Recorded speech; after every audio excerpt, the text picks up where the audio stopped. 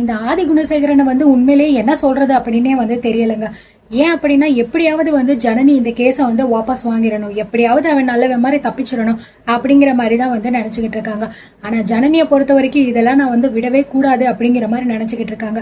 ஏன் அப்படின்னா வந்து அவங்க ஈஸ்வரி அக்காக்கு பண்ண துரோகம் வந்து ரொம்ப ரொம்ப கம்மியா என்ன அந்த குடும்பத்துல உள்ளவங்க எல்லாம் என்ன பண்ணணும்னு நினைச்சுக்கிட்டு இருந்தா. அது மட்டும் இல்லாம இங்க நம்ம சக்தியோ ஜனனியோ வந்து கொடைக்கானலுக்கு போயிருந்தப்போ வந்து என்னென்னமோ பூஜை பண்ணி ஜனனியை வந்து ஒரு வழி பண்ணணும் அப்படிங்கிற மாதிரி தான் முடிவெடுத்திருந்தாரு. ஆனா என்னமோ நல்ல விதமா அது நடக்காமையே வந்து போயிருச்சு.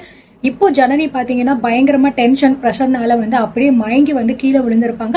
அதனால வந்து அங்க வீட்டுல இருக்கிற எல்லாருமே வந்து டாக்டரை கூட்டிட்டு வந்து செக்அப் வந்து பண்ணிக்கிட்டு இருப்பாங்க.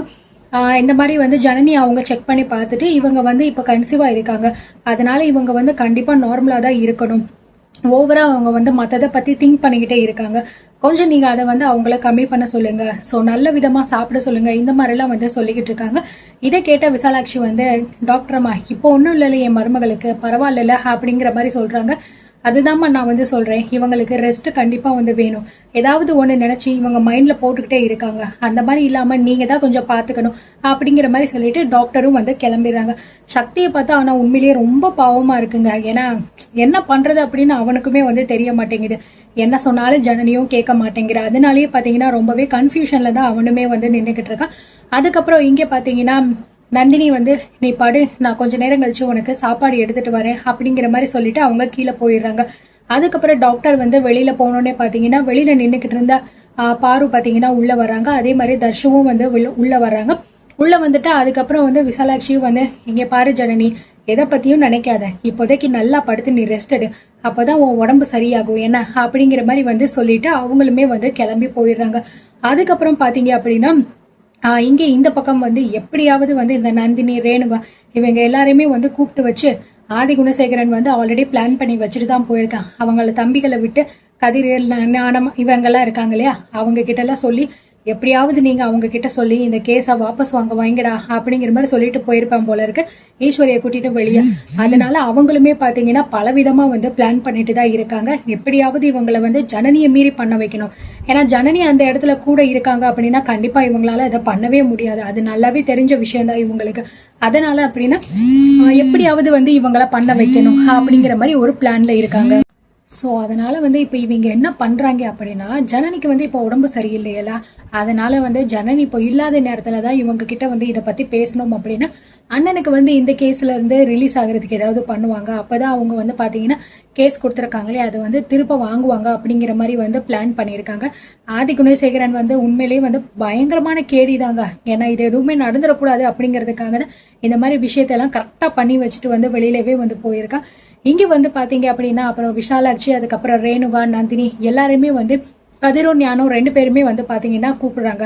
இந்த மாதிரி உங்ககிட்ட வந்து முக்கியமான விஷயத்த ஒண்ணு பேச வேண்டியது இருக்கு, தயவு செஞ்சு எல்லாருமே கொஞ்சம் வந்து வாங்க அப்படிங்கிற மாதிரி பேசுறாங்க. இது மட்டும் கிடையாது, தர்ஷனா இருக்கட்டும் அதுக்கப்புறம் வந்து பார்கவியா இருக்கட்டும் எல்லாருமே தான் வந்து வராங்க இவங்க 2 பேருக்கிட்டையுமே வந்து அதை பத்தி பேசுறதுக்கு. இங்க ரேணுகாவும் பாத்தீங்க அப்படின்னா இப்போ எதுக்கடி நம்மளை இவங்க கூப்பிடுறாங்க, எதுக்கு தேவையில்லாம அப்படிங்கிற மாதிரி வந்து நந்தினி கிட்ட வந்து பேசிக்கிட்டு இருக்காங்க. தெரியலக்கா என்ன ஏதுன்னு நம்ம பார்ப்போம் வாங்க அப்படின்னு சொல்லிட்டு பாத்தீங்கன்னா இங்க போறாங்க. அது மட்டும் இல்லாம வந்து அப்போ போகும்போது பாத்தீங்க அப்படின்னா வந்து இங்க ஞானம் இருக்கால அவன் வந்து பாத்தீங்க அப்படின்னா பார்கவி வந்து வெளியில நின்றுகிட்டு இருக்கா.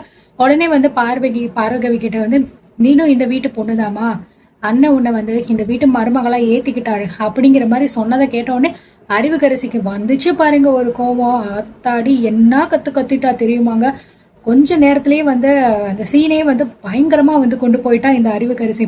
ஏய் என்ன பேச்சு பேசிக்கிட்டு இருக்க, இந்த வீணா போனவ ஒண்ணுத்துக்கும் உதவாதவ இவன் வந்து இந்த வீட்டு மருமகளா, அப்போ ஏன் தங்கச்சி நிலைமை என்ன அப்படின்னு சொல்லிட்டு அறிவுக்கரசிக்கு வந்து கோவம் பயங்கரமா வந்துருது. கதிர் வந்து அறிவு கிட்ட சொல்லிக்கிட்டு இருக்கா, ஏ அறிவு சும்மா இரு பேசாம, நான் அப்புறமேட்டு உன்கிட்ட பேசிக்கிறேன், நீ வெளியே போ அப்படிங்கிற மாதிரி சொல்ல. என்ன வெளியே போகணும் நானு, இங்க இருக்கிறவங்க எல்லாருக்குமே நான் ஒண்ணு சொல்லிக்கிறேன், என் தங்கச்சிய இந்த வீட்டுக்கு கொண்டு வரேன் அப்படின்னு சொல்லிட்டுதான் உங்க அண்ணன் வந்து சொல்லியிருக்காரு, அதுக்கு தானே எல்லாத்தையுமே என்கிட்ட வந்து பண்ணீங்க, நீங்க அண்ணன் தம்பிக்கு என்ன வேணாலும் பண்ணிட்டு போங்க, நீங்க என்னென்ன காரியம் பண்ணீங்க அப்படிங்கிற எல்லாமே எனக்கு நல்லாவே வந்து தெரியும், நான் அதை மட்டும் வெளியே சொன்னேன்னு வைங்களேன் உங்களோட நிலைமை எல்லாம் அதோ கதிதான், என்னன்னு தெரிஞ்சுக்கிட்டு பேச பழகுங்க, ஏன் தங்கச்சியை இந்த வீட்டுக்கு மருமகளை கூட்டிட்டு வந்துதான் ஆகணும் அப்படிங்கிற மாதிரி அறிவுக்கரசி வந்து பயங்கரமா கோவப்பட ஆரம்பிக்கிறாங்க. கதிரும் வந்து ஏய் அறிவுக்கரசி, உனக்கு ஒரு தடவை சொன்னா புரியாதா? நான் தான் சொல்றேன்ல உன்கிட்ட பேசிக்கிறேன் நீ போ அப்படின்னு சொல்லிட்டு அதை ஏன் கேட்க மாட்டேங்கிற அப்படின்னு என்கிட்ட கதிரும் ஒரு பக்கம் கத்த. அதுக்கப்புறம் பாத்தீங்கன்னா டேய் இவளை கீழே கூட்டிட்டு போங்கடா அப்படின்னு சொல்றாங்க. எது நான் கீழே போகணுமா? நான் எதுக்கு கீழே போகணும்? என்னால எல்லாம் வந்து போகவே முடியாது அப்படின்னு சொல்ல ஞானம் முரடே அறிவு நான் சொல்றது கேளு முத, தயவு செஞ்சு நீ இப்ப கீழே போ, அதுக்கப்புறம் உன்கிட்ட நாங்க வந்து பேசிக்கிறோம் இதை பத்தி அப்படின்னு சொல்லிட்டு ஒரு வழியா பாத்தீங்கன்னா அறிவுக்கரசியை வந்து கூட்டிட்டு போயிடுறாங்க. இங்க உள்ள ரூம்குள்ள வந்து விசாலாட்சி உட்காந்துக்கிட்டு இருக்கா. அதுக்கப்புறம் ரேணுகா நந்தினி எல்லாருமே உள்ள வராங்க. இதை தொடர்ந்து வந்து தர்ஷன், அதுக்கப்புறம் பார்கவி, அதுக்கப்புறம் பாத்தீங்கன்னா தர்ஷு எல்லாருமே வந்து உள்ள வராங்க. உள்ள வந்த உடனே வந்து கதவை சாத்தி வச்சுட்டு ஞானம் பாத்தீங்கன்னா உடனே அப்படியே ரொம்ப ஓவர் ஆக்டிங் பண்ணி வந்து பேச ஆரம்பிக்கிறாரு. ஏன் அப்படின்னா இப்படி எல்லாம் பேசினா தானே வந்து அவங்க ஜனனி வந்து போட்டிருக்கிற கேஸை வந்து வாபஸ் வாங்க வைப்பாங்க. அதுக்காக தான் முதல்ல நான் இங்க எல்லார்கிட்டயுமே மன்னிப்பு கேட்டுக்கிறேன். நாங்க எல்லாருமே பண்ணது தப்பு தான், நான் இல்லைன்னு சொல்லல. இந்த குடும்பத்துல எல்லாருமே நல்லா இருக்கணும் அப்படின்னு தான் நாங்க நினைக்கிறோம். ஆனா என்ன ஒரு சில தப்பு நாங்க பண்ணிட்டோம். பார்கவி இனியும் என்ன மன்னிச்சிடுமா? இந்த குடும்பத்துல நீயும் ஒருத்திதாம்மா. நீ இந்த வீட்டுக்கு தான் மருமகளா இருக்க போற. உங்க அப்பாவை நாங்க தெரியாம என்னென்னமோ பண்ணிருக்கோம். ஆனா அவர் இறக்குறதுக்கு நாங்களுமே ஒரு காரணம் தாம்மா. அதுக்கு நீ எங்களை மன்னிச்சிடுமா அப்படின்னு சொல்லிட்டு இங்க இந்த பக்கம் திரும்பி பாத்தீங்கன்னா தர்ஷன் கிட்டயுமே வந்து மன்னிப்பு கேட்கிறாரு. நீயும் எங்களை மன்னிச்சிடு.